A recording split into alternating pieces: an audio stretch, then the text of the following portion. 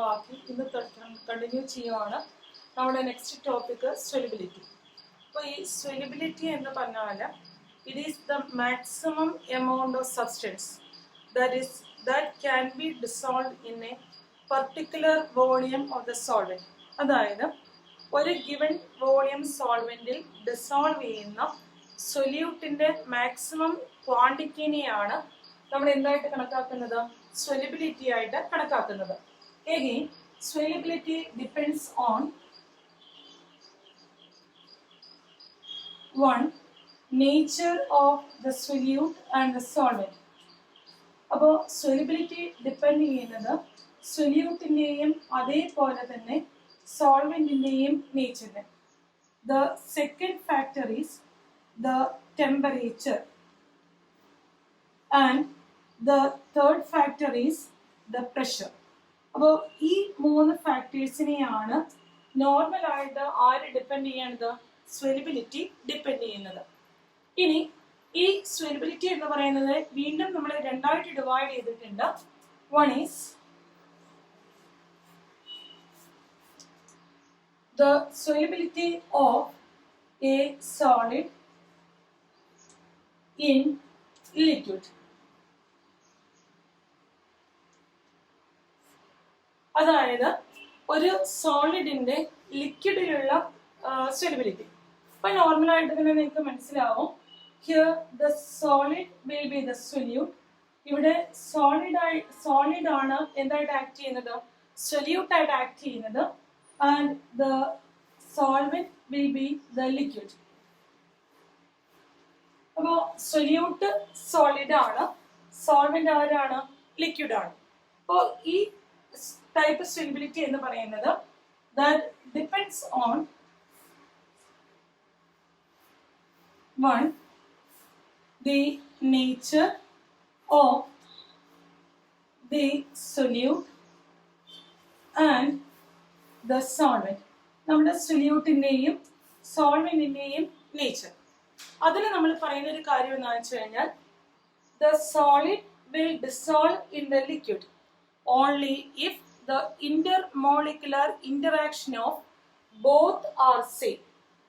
സോളിഡിൻ്റെയും ലിക്വിഡിൻ്റെയും intermolecular interaction same ആണെങ്കിൽ മാത്രമേ നമ്മുടെ സോളിഡിന് എവിടെ ഡിസോൾവ് ചെയ്യാനായിട്ട് പറ്റുള്ളൂ? ലിക്വിഡിൽ ഡിസോൾവ് ചെയ്യാനായിട്ട് പറ്റും. അപ്പൊ നമുക്ക് ഇവിടെ എഴുതാവുന്ന പോയിന്റ് എന്താണ്? Here solubility occur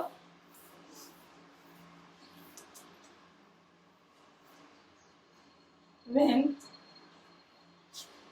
intermolecular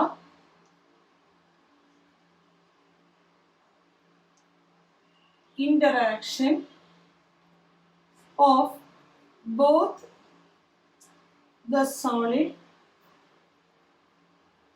and the liquid are same. Both സോളിഡിൻ്റെയും ലിക്വിഡിൻ്റെയും ഇന്റർമോളിക്കുലർ ഇന്ററാക്ഷൻ സെയിം ആവണം. അങ്ങനെയാണെങ്കിൽ നമ്മുടെ സൊല്യൂട്ട് നോർമൽ ആയിട്ട് എവിടെ ഡിസോൾവ് ചെയ്തിരിക്കും? സോൾവെന്റിൽ ഡിസോൾവ് ചെയ്തിരിക്കും. അപ്പൊ നമുക്ക് ഒന്നുകൂടെ സിമ്പിൾ ആയിട്ട് പറയുവാണെങ്കിൽ ലൈക്ക് ഡിസോൾവ്സ് ലൈക്ക്, അതാണ്. പക്ഷെ ഇങ്ങനെയൊക്കെ പറയുന്നുണ്ടെങ്കിലും ദർ ആർ എക്സംഷൻസ്. എക്സംഷൻ കേസുകൾ നിൽക്കുന്നുണ്ട്. എന്നാലും ജനറൽ ആയിട്ട് പറയുവാണെങ്കിൽ ലൈക്ക് ഡിസോൾവ്സ് ലൈക്ക്. ഓക്കെ. ഇനി സെക്കൻഡ് ഫാക്ടർ എന്ന് പറയുന്നത് ഇറ്റ് ഈസ് ദ ടെമ്പറേച്ചർ. രണ്ടാമത്തെ ഫാക്ടർ എന്ന് പറയുന്നത് എന്താ നോക്കിയേ? സെക്കൻഡ് ഫാക്ടർ എന്ന് പറയുന്നത് it is the temperature. Second factor എന്ന് പറയുന്നത് ടെമ്പറേച്ചർ ആണ്. പക്ഷെ ആ ടെമ്പറേച്ചർ പറയുന്നതിന് മുമ്പ് നിങ്ങൾ നോക്കാം, solid dissolves in the liquid. ഇപ്പൊ ഒരു സോളിഡ് ലിക്വിഡിൽ ഡിസോൾവ് ചെയ്യുന്നു, അല്ലെങ്കിൽ ഒരു സൊല്യൂട്ട് സോൾവെന്റിൽ ഡിസോൾവ് ചെയ്യുന്നു. That process is known as dissolution. ആ പ്രോസസ്സിനെയാണ് നമ്മൾ എന്തായിട്ട് പറയുന്നത്? ഡിസൊല്യൂഷൻ എന്ന് പറയുന്നത്. അപ്പൊ നിങ്ങൾക്ക് അറിയാലോ, നിങ്ങൾ നോക്കാം, ഒരു സൊല്യൂട്ട്, ഇവിടെ സൊല്യൂട്ട് എന്ന് പറയുന്നത് സോളിഡ് ആണ്. ആ സൊല്യൂട്ട് നമ്മൾ സോൾവെന്റിലേക്ക് ആഡ് ചെയ്തു. Here the liquid is the solvent. ഇവിടെ നമ്മുടെ ലിക്വിഡ് ആണ് സോളിഡ് ആയിട്ട് മാറുന്നത്. അപ്പോൾ ഈ സൊല്യൂട്ട് സോൾവെന്റിൽ ഡിസോൾവ് ചെയ്ത് കഴിഞ്ഞാൽ നമുക്ക് കിട്ടുന്ന പ്രൊഡക്റ്റ് എന്ന് പറയുന്നത് ഇറ്റ് ഈസ് ദ സൊല്യൂഷൻ. നമുക്ക് കിട്ടുന്ന പ്രൊഡക്റ്റ് എന്താണ്? സൊല്യൂഷൻ ആണ് അല്ലെ? അപ്പോൾ ഈ സൊല്യൂട്ട് സോൾവെന്റിൽ ഡിസോൾവ് ചെയ്താൽ നമുക്ക് കിട്ടുന്ന പ്രൊഡക്റ്റ് ആണ് സൊല്യൂഷൻ എന്ന് പറയുന്നത്. ആ പ്രോസസ്സിന് ഒരു പേരുണ്ട്. It is known S dissolution process. ആ പ്രോസസ്സിനെയാണ് നമ്മൾ ഏത് പേരിൽ പറയുന്നത്? ഡിസൊല്യൂഷൻ പ്രോസസ് എന്നുള്ള പേരിൽ പറയുന്നത്. ഇനി നമുക്ക് കിട്ടിയിരിക്കുന്ന ഈ സൊല്യൂഷനിൽ നിന്ന് നമുക്ക് സൊല്യൂട്ടിനെ സെപ്പറേറ്റ് ചെയ്തിങ്ങെടുക്കാം. ആ പ്രോസസ്സിന് ഒരു പേരുണ്ട്. It is known S crystallisation. ആ പ്രോസസ്സിനെ നമ്മൾ ഏത് പേരിൽ പറയും? ക്രിസ്റ്റലൈസേഷൻ എന്നുള്ള പേരിൽ പറയും. അപ്പൊ നിങ്ങൾ നോക്കിയേ, ഡിസൊല്യൂഷൻ റിയാക്ഷന്റെ റിവേഴ്സ് റിയാക്ഷനെയാണ് നമ്മൾ എന്ത് പറയുന്നത്? ക്രിസ്റ്റലൈസേഷൻ എന്ന് പറയുന്നത്. അപ്പൊ നിങ്ങൾ നോക്കുക, ഈ സിസ്റ്റത്തിനുള്ളിൽ ഒരു റിവേഴ്സ് റിയാക്ഷൻ നടക്കുന്നുണ്ട്. അതായത് സൊല്യൂട്ട് സോൾവെന്റിൽ ഡിസോൾവ് ചെയ്ത് സൊല്യൂഷൻ ഫോം ചെയ്യുന്ന ആ സിസ്റ്റത്തിനുള്ളിൽ ഒപ്പോസിംഗ് റിയാക്ഷൻസ് നടക്കുന്നുണ്ട്. നോർമലായിട്ട് നമ്മൾ കഴിഞ്ഞ പോലെ പഠിച്ചതാണ്, ഒരു സിസ്റ്റത്തിനുള്ളിൽ if there are opposing reactions then the system will attain the equilibrium after some times. അപ്പോൾ കുറച്ച് സമയം കഴിയുമ്പം നോർമലായിട്ട് സിസ്റ്റം എന്ത് അറ്റൈൻ ചെയ്തിരിക്കും? ഇക്വിലിബ്രിയം അറ്റൈൻ ചെയ്തിരിക്കും അല്ലേ? അപ്പൊ നമുക്കറിയാലോ, ഇക്വിലിബ്രിയം അറ്റൈൻ ചെയ്യുന്ന ഏത് സിസ്റ്റം ആണെങ്കിലും that system will obey Le Chatelier's principle. ആ സിസ്റ്റം എന്ത് ഒബേ ചെയ്യും? ലെ-ഷാലിയസ് പ്രിൻസിപ്പിൾ ഒബേ ചെയ്യും അല്ലെ? അപ്പൊ നിങ്ങൾ നോക്കുക, അപ്പോൾ ഈ സിസ്റ്റം കുറെ സമയം കഴിഞ്ഞപ്പം ഇക്വിലിബ്രിയത്തിൽ എത്തി. ഇക്വിലിബ്രിയത്തിൽ എത്തിയിരിക്കുന്ന ഈ സിസ്റ്റത്തിനുള്ളിൽ ഡിസൊല്യൂഷൻ എന്ന് പറയുന്ന ഫോർവേഡ് റിയാക്ഷൻ ഉണ്ട്, ക്രിസ്റ്റലൈസേഷൻ എന്ന് പറയുന്ന ബാക്ക്വേർഡ് റിയാക്ഷൻ ഉണ്ട്. ഓക്കെ, മാത്രവുമല്ല ഈ ഒപ്പോസിംഗ് റിയാക്ഷൻസ് നടക്കുന്ന ഈ സിസ്റ്റം എന്ത് അറ്റൈൻ ചെയ്തിട്ടുണ്ട്? ഇക്വിലിബ്രിയം അറ്റൈൻ ചെയ്തിട്ടുണ്ട്. മാത്രവുമല്ല ഈ ഇക്വിലിബ്രിയത്തിൽ നിൽക്കുന്ന ഈ സിസ്റ്റം ലെ-ഷാലിയസ് പ്രിൻസിപ്പിൾ ഒബേ ചെയ്യുന്നുമുണ്ട്. ഓക്കെ, ഇനി എങ്ങനെയാണ് ടെമ്പറേച്ചർ ഈ സിസ്റ്റത്തിനെ അഫക്റ്റ് ചെയ്യുന്നത് എന്നുള്ളതാണ്. അത് ഫസ്റ്റ് പോയിന്റ് എന്താ നോക്കാം. If the dissolution process is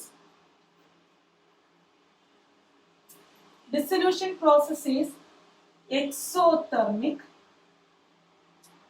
അപ്പോൾ നമ്മുടെ ഡിസൊല്യൂഷൻ പ്രോസസ് എക്സോതെർമിക് ആണ് എന്നുണ്ടെങ്കിൽ then the solubility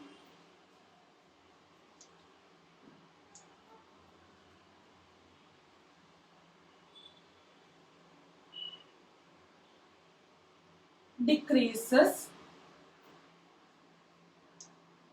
with increase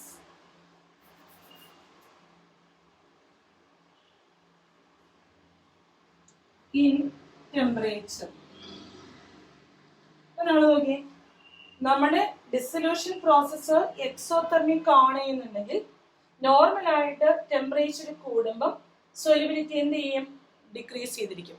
okay, ഇനി അതിന് പകരം നിങ്ങൾ നോക്കാം, if the dissolution process is endothermic, നമ്മുടെ ഡിസൊല്യൂഷൻ പ്രോസസ്സ് എൻഡോതെർമിക് ആണ് എന്നുണ്ടെങ്കിൽ solubility increases with increase in temperature. അപ്പൊ നിങ്ങൾ നോക്കിയേ, നമ്മുടെ ഡിസൊല്യൂഷൻ പ്രോസസ്സിന്റെ നേച്ചറിനനുസരിച്ചാണ് ഇവിടെ സൊല്യൂബിലിറ്റി നിൽക്കുന്നത്. ഡിസൊല്യൂഷൻ പ്രോസസ്സ് എക്സോതെർമിക് ആണെങ്കിൽ ടെമ്പറേച്ചർ കൂടിയാൽ സൊല്യൂബിലിറ്റി കുറയും. അതിന് പകരം നേരെ തിരിച്ചാണെങ്കിൽ എങ്ങനെയാ? ഡിസൊല്യൂഷൻ എൻഡോതെർമിക് ആണെങ്കിൽ ടെമ്പറേച്ചർ ഇൻക്രീസ് ചെയ്താൽ സൊല്യൂബിലിറ്റി എന്ത് ചെയ്തിരിക്കും? ഇൻക്രീസ് ചെയ്തിരിക്കും. ഓക്കെ, ഇനി നമ്മുടെ തേർഡ് ഫാക്ടർ എന്ന് പറയുന്നത് ഇറ്റ് ഈസ് ദ പ്രഷർ. മൂന്നാമത്തെ ഫാക്ടർ എന്ന് പറയുന്നത് ഏതോ? പ്രഷറാണ്. നമ്മൾ ആദ്യമേ കണ്ടതാണ്, സൊല്യൂബിലിറ്റിനെ ഡിപ്പെൻഡ് ചെയ്യുന്ന 3 ഫാക്ടേഴ്സ് ആണുള്ളത്. ഒന്ന് നേച്ചർ, രണ്ടാമത്തേത് temperature and third factor is pressure. അപ്പോൾ സൊല്യൂബിലിറ്റിനെ അഫക്റ്റ് ചെയ്യുന്ന തേർഡ് ഫാക്ടർ എന്ന് പറയുന്നത് പ്രഷറാണ്. അതിൽ നമ്മൾ പറയുന്നത് if the solute is the solid, നമ്മുടെ സൊല്യൂട്ട് സോളിഡ് ആണ് എന്നുണ്ടെങ്കിൽ pressure will not affect the solubility. Pressure ആരെ അഫക്റ്റ് ചെയ്യില്ല? സൊല്യൂബിലിറ്റിനെ അഫക്റ്റ് ചെയ്യില്ല. അപ്പോൾ പ്രഷർ സൊല്യൂബിലിറ്റിനെ അഫക്റ്റ് ചെയ്യുന്നില്ല എന്നുണ്ടെങ്കിൽ അതിന്റെ മീനിങ് എന്താണ്? The solute will be the solid. നമ്മുടെ സൊല്യൂട്ട് ആരായിരിക്കും? സോളിഡ് ആയിരിക്കും. ക്ലിയർ ആണല്ലോ? അപ്പോൾ നമ്മളുടെ ഈ ടോപ്പിക് ഇവിടെ തീരുവാണ്. Solubility of a solid in a liquid mainly depends on three factors: nature, രണ്ടാമത്തേത് temperature, and the third factor is the pressure. അതിൽ പ്രഷറിനെ കുറിച്ച് നമ്മൾ പറയുന്നത്, if the solute is a solid then pressure will not affect the solubility. Pressure ആരെ affect ചെയ്യുന്നില്ല? സൊല്യൂബിലിറ്റിയെ affect ചെയ്യുന്നില്ല. ഇനി നമുക്ക് ഇവിടെ തന്നെ വരുന്ന സെക്കൻഡ് ടോപ്പിക് എന്താണെന്ന് വെച്ച് കഴിഞ്ഞാൽ solubility of a gas in a liquid. അതായത് solubility of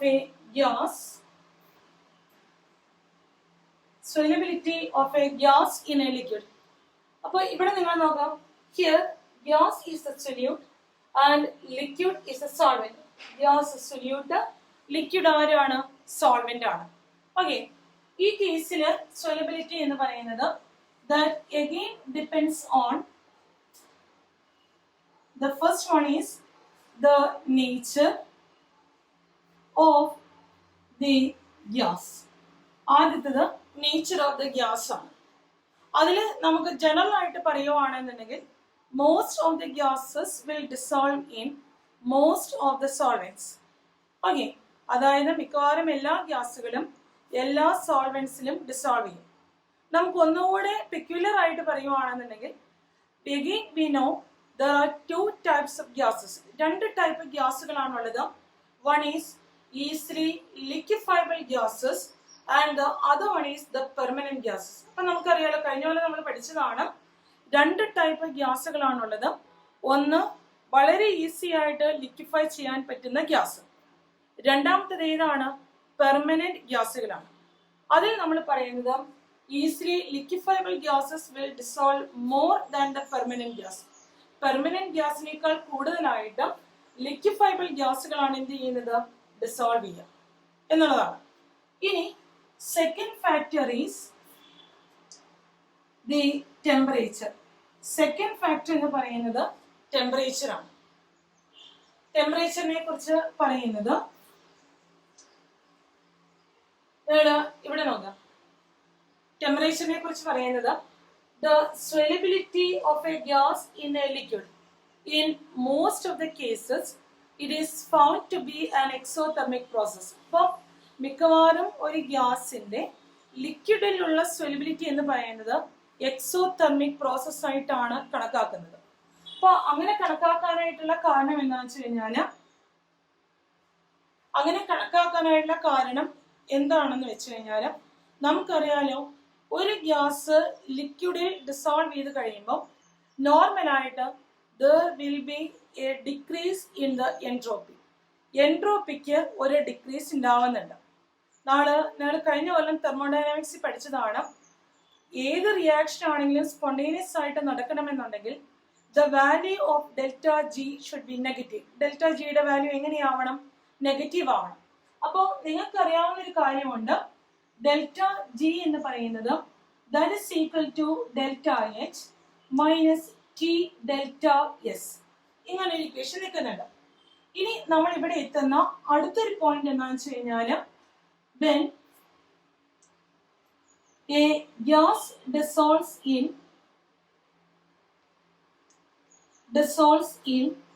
a liquid,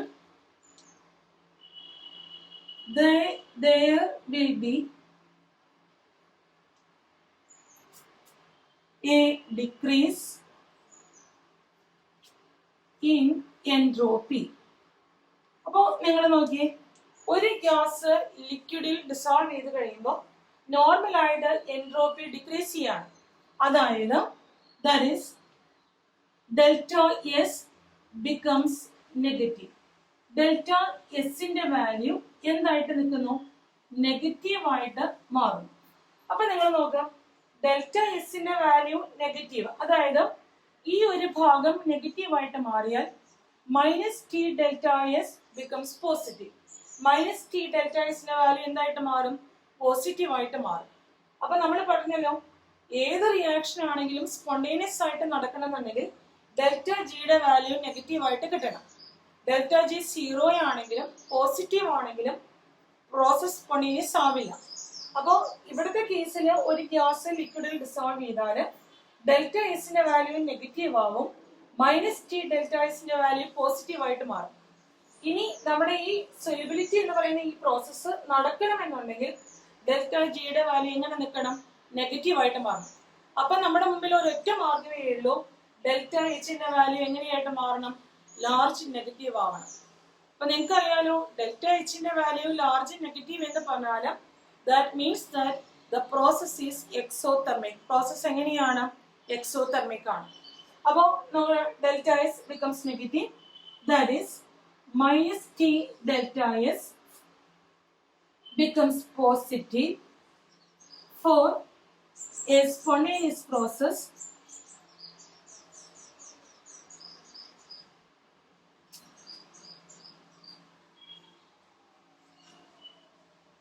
delta G should be negative for that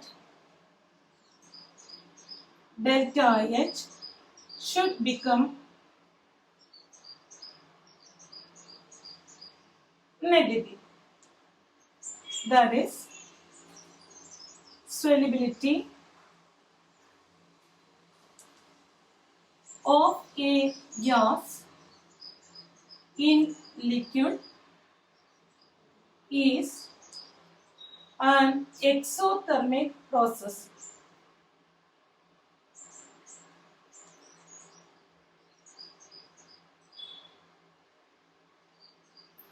അപ്പോൾ സോളിബിലിറ്റി ഡിപ്പെൻഡ് ചെയ്യുന്ന ഫസ്റ്റ് ഫാക്ടർ എന്ന് പറയുന്നത് നേച്ചർ, സെക്കൻഡ് ഫാക്ടർ എന്ന് പറയുന്നത് ടെമ്പറേച്ചർ. ടെമ്പറേച്ചർ ഡിപ്പെൻഡൻസ് പറയുന്നത് നമ്മൾ ഈ തെർമോഡൈനാമിക്സിലെ ഈ ഒരു ഇക്വേഷൻ വെച്ചിട്ടാണ്. അതായത് when a gas dissolves in a liquid, the entropy decreases, that is delta S becomes negative, then -t delta S becomes positive. For the process to be spontaneous, delta G should be negative, that is delta S should become large negative. Okay, അപ്പോൾ നമുക്ക് ഇവിടെ ഈ ഒരു ടോപ്പിക്കിൽ വരുന്ന ഒരു question എന്താണെന്ന് വെച്ച് കഴിഞ്ഞാൽ, what's the nature of the solubility of a gas in a liquid? Explain. അതായത് ഒരു ലിക്വിഡിലുള്ള ഗ്യാസിന്റെ സൊല്യൂബിലിറ്റിയുടെ നേച്ചർ എന്താണോ അത് എക്സ്പ്ലെയിൻ ചെയ്യണം. എന്ന് വെച്ച് കഴിഞ്ഞാൽ ആ നേച്ചർ എന്താണ്? The nature is exothermic. പിന്നെ നമ്മൾ ഈ പറഞ്ഞ പോയിന്റ്സ് എല്ലാം എക്സ്പ്ലെയിൻ ചെയ്തിരുന്നു. ഓക്കെ, ഇനി നമ്മുടെ തേർഡ് ഫാക്ടർ എന്ന് പറയുന്നത് it is the pressure.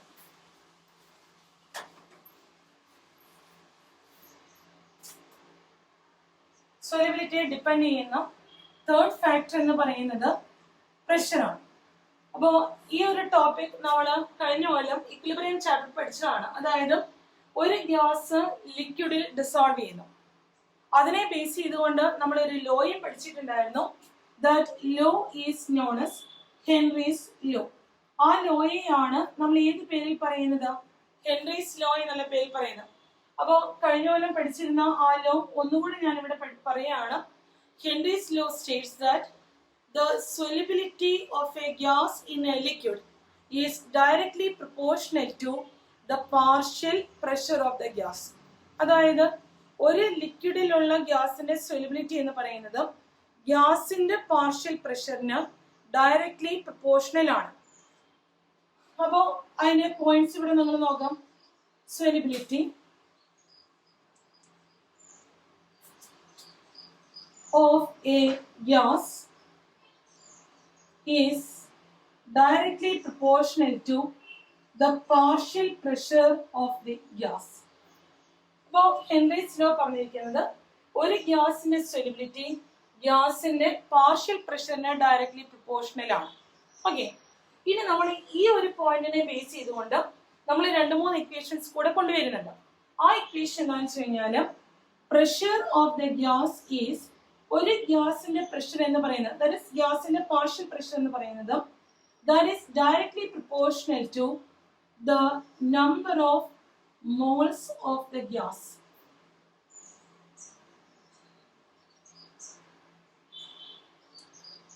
Point base ചെയ്തിരിക്കുന്ന എന്തിനെയാണ് അറിയാം, നമ്മുടെ കൈനറ്റിക് മോളിക്കുലാർ തിയറിന്. On the basis of kinetic molecular theory. അപ്പോൾ കൈനറ്റിക് മോളിക്കുലാർ തിയറി അനുസരിച്ച് നമ്പർ ഓഫ് മോൾസ് കൂടിയാൽ നോർമലായിട്ട് എന്ത് കൂടും, പ്രഷർ കൂടും. ഇനി നമ്മുടെ മുമ്പിലുള്ള അടുത്തൊരു പോയിന്റ് എന്താണെന്ന് വെച്ച് കഴിഞ്ഞാൽ നമ്പർ ഓഫ് മോൾസ്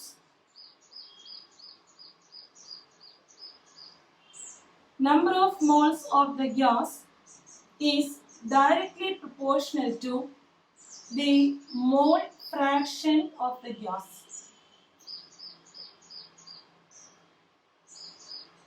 അപ്പോൾ നമ്പർ ഓഫ് മോൾസ് എന്ന് പറയുന്നത് എന്തിന് പ്രൊപ്പോർഷണൽ ആണ്, മോൾ ഫ്രാക്ഷന് ഡയറക്ട്ലി പ്രൊപ്പോർഷണൽ ആണ്. അപ്പോൾ നമ്പർ ഓഫ് മോൾസ് കൂടിയാൽ നോർമൽ ആയിട്ട് മോൾ ഫ്രാക്ഷൻ കൂടും. ഓക്കെ, ഇനി we connect these 2 points. ഈ രണ്ട് പോയിന്റുകളെയും കൂടെ നമ്മൾ എന്ത് ചെയ്യാൻ പോവാന്നറിയാമോ, നമ്മൾ ആ രണ്ട് പോയിന്റുകളെയും കൂടെ കണക്ട് ചെയ്തു കഴിഞ്ഞപ്പോൾ നമുക്ക് കിട്ടുന്ന ഒരു പോയിന്റ് എന്നറിയാമോ, pressure of the gas is directly proportional to the mole fraction of the gas. Pressure ഗ്യാസിന്റെ മോൾ ഫ്രാക്ഷന് ഡയറക്ട്ലി പ്രൊപ്പോർഷണൽ ആണ്. ഓക്കെ, ഇപ്പോൾ നമ്മൾ ഈ എഴുതിയിരിക്കുന്ന പോയിന്റിനെ നമ്മൾ ഇക്വേഷൻ ഫോമിലോട്ട് മാറ്റിയാൽ നമ്മൾ എങ്ങനെ എഴുതി നോക്കാം, pressure P is directly proportional to the mole fraction of gas. Pressure mole ഫ്രാക്ഷന് പ്രൊപ്പോർഷണൽ ആയിട്ട് മാറും. Okay, this also state the Henry's law. ഇതും എന്ത് തന്നെയാണ് സ്റ്റേറ്റ് ചെയ്യുന്നത്, ഹെൻറീസ് ലോ തന്നെയാണ്. അപ്പോൾ നിങ്ങൾ നോക്കാം, ഹെൻറീസ് ലോ നമ്മൾ രണ്ട് രീതിയിൽ സ്റ്റേറ്റ് ചെയ്യുന്നുണ്ട്. ഒന്ന്, solubility of a gas is directly proportional to pressure of the gas എന്നുള്ളത്. രണ്ടാമത്തത് എന്ന് പറയുന്നത് pressure of the gas is directly proportional to the mole fraction of the gas എന്നുള്ളത്. അപ്പോൾ നമുക്ക് ഹെൻറീസ് ലോ സ്റ്റേറ്റ് ചെയ്യാൻ പറഞ്ഞാൽ ഒന്നുകിൽ ഇത് എഴുതാം അല്ലെങ്കിൽ ഇത് എഴുതാം, ഏതാണെങ്കിലും വേണ്ടില്ല. ഇനി നിങ്ങൾ നോക്കാം, ഇതിൽ നിന്ന് നമ്മൾ വേറെ കുറച്ച് ഇക്വേഷൻസ് കൂടെ കൊണ്ടുവരുവാണ്. ആ ഇക്വേഷൻസ് എന്താണെന്ന് വെച്ച് കഴിഞ്ഞാൽ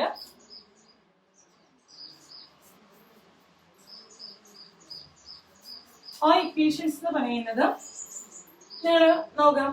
ഇപ്പൊ നമ്മുടെ ഹെൻറീസ് ലോ വന്ന് നിൽക്കുന്നത് ഇങ്ങനെയാണ്, pressure is directly proportional to mole fraction. Removing the proportional sign, pressure is equal to a constant kh into chi, and this kh is known as the Henry's constant. ആ kh-ന് നമ്മൾ പറയുന്ന പേരാണ് Henry's constant എന്നുള്ളത്.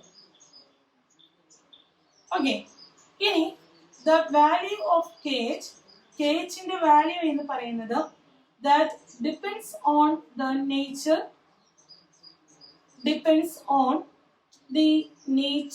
of the gas. അപ്പോൾ kh-ന്റെ value എന്ന് പറയുന്നത് ഒന്ന് ഗ്യാസിന്റെ നേച്ചറിനെ ഡിപ്പെൻഡ് ചെയ്യുന്നു. ഓക്കെ, രണ്ടാമത് ആ kh-ന്റെ വാല്യൂ എന്ന് പറയുന്നത് ഡിപ്പെൻഡ് ചെയ്യുന്ന സെക്കൻഡ് ഫാക്ടർ എന്ന് പറയുന്നത് ഇറ്റ് ഈസ് ദ ടെമ്പറേച്ചർ.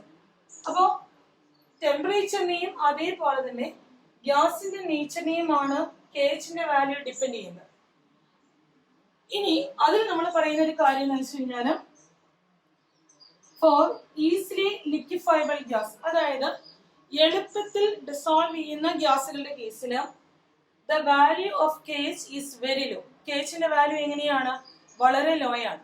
അപ്പോൾ എളുപ്പത്തിൽ ഡിസോൾവ് ചെയ്യുന്ന ഗ്യാസുകളുടെ കേസിൽ the value of kh will be very low. അതായത് നമ്മൾ പറയുന്നത് when kh value increases, kh value കൂടിയാൽ the solubility of the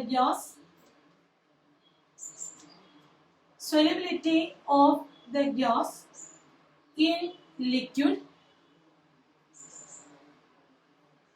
decreases. അപ്പൊ നിങ്ങൾ നോക്കാം, kh വാല്യൂ കൂടുന്നതിനനുസരിച്ച് ഒരു ഗ്യാസിന്റെ ലിക്വിഡിലുള്ള സൊല്യൂബിലിറ്റി ഡിക്രീസ് ചെയ്യുവാണ്.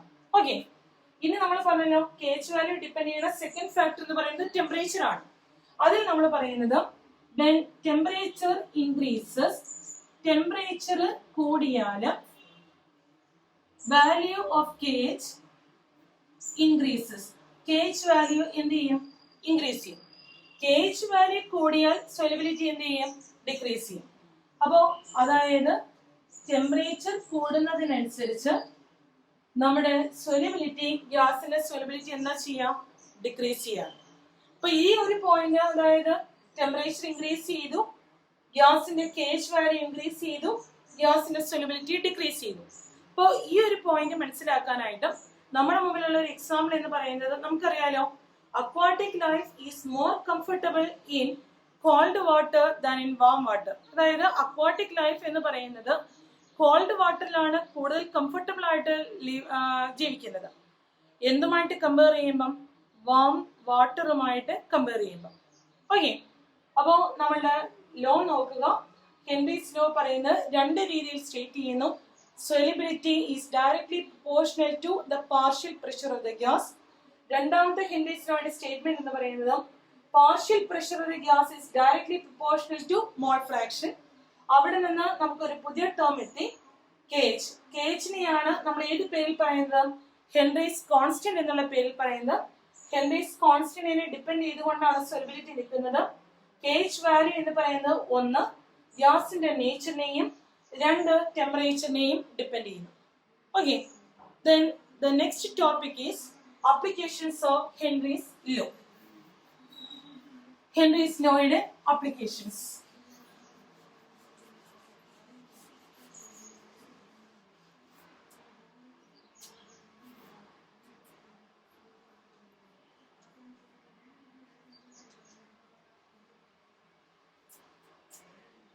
Applications of Henry's law.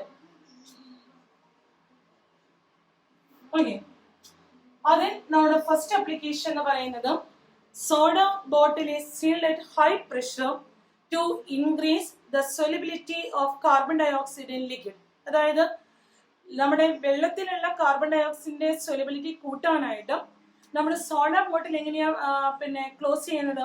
വളരെ ഹൈ പ്രഷറിലാണ്. അതായത് ആ ബോട്ടിലിന്റെ ഉള്ളിലെ പ്രഷർ എന്ന് പറയുന്നത് എക്സ്റ്റേണൽ പ്രഷറുമായിട്ട് നോക്കുമ്പം വളരെ ഹൈ ആണ്. അപ്പോൾ ഫസ്റ്റ് അപ്ലിക്കേഷൻ എന്ന് പറയുന്നത് അത്. Soda bottle is sealed at high pressure to increase the solubility of carbon dioxide.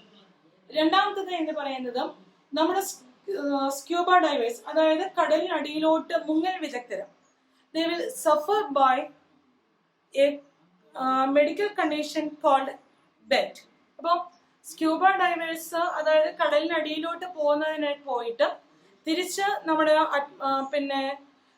See ലെവലിലേക്ക് തിരിച്ചു പൊങ്ങി വരുമ്പം അവർ സഫർ ചെയ്യുന്ന ഒരു മെഡിക്കൽ കണ്ടീഷനാണ് ബെൻറ്റ് എന്ന് പറയുന്നത്. ആ ബെൻറ്റ് എന്ന് പറയുന്ന മെഡിക്കൽ കണ്ടീഷൻ അവോയ്ഡ് ചെയ്യാനായിട്ട് they use air diluted with, that is oxygen diluted with helium. Okay, ഇനി തേർഡ് അപ്ലിക്കേഷൻ എന്ന് പറയുന്നത് people living in higher altitude. അതായത് നമ്മുടെ മലമുകളിലൊക്കെ താമസിക്കുന്ന ആൾക്കാർ, the atmospheric pressure is very low. അവിടുത്തെ അറ്റ്മോസ്ഫിയറിക് പ്രഷർ എന്ന് പറയുന്നത് എങ്ങനെയാണ്? വളരെ ലോ ആണ്. അപ്പോൾ ഈ അറ്റ്മോസ്ഫിയറിക് പ്രഷർ കുറയുന്നതിനനുസരിച്ച് നമ്മുടെ ബ്ലഡിലൊക്കെ ഡിസോൾവ് ചെയ്ത് വരുന്ന ഓക്സിജന്റെ അളവ് വളരെ കുറവായിരിക്കും. അപ്പൊ നമുക്കറിയാലോ, നമ്മുടെ ബ്ലഡിലുള്ള ഓക്സിജന്റെ അളവ് കുറഞ്ഞു കഴിഞ്ഞാൽ we cannot think properly and we will become physically weak. നമുക്ക് പ്രോപ്പറായിട്ട് ചിന്തിക്കാനുള്ള കഴിവ് പോകും. അത് മാത്രവുമല്ല, നമ്മൾ ഫിസിക്കലി വീക്കായിട്ട് മാറും. ആ ഒരു കണ്ടീഷനെയാണ് മെഡിക്കൽ ടേംസിൽ പറയുന്നത് അനോക്സിയ എന്ന് പറയുന്നത്. അപ്പോൾ അനോക്സിയ വരാനായിട്ടുള്ള കാരണം എന്താണ്? People living at higher altitude where the atmospheric pressure is very low. People living in such areas will have low oxygen content in the blood and they suffer by anoxia. അവരെന്ത് സഫർ ചെയ്യുന്നുണ്ട്? Anoxia Zafar ചെയ്യുന്നുണ്ട്. അപ്പോൾ Henry's ലോയുടെ 3 applications ആണുള്ളത്. ഒന്ന് soda ബോട്ടിലിൻ്റെത്, രണ്ടാമത്തത് scuba diverse Zafar ചെയ്യുന്ന bent എന്ന് പറയുന്ന മെഡിക്കൽ കണ്ടീഷൻ, അത് അവോയ്ഡ് ചെയ്യാനായിട്ട് they use oxygen diluted with helium.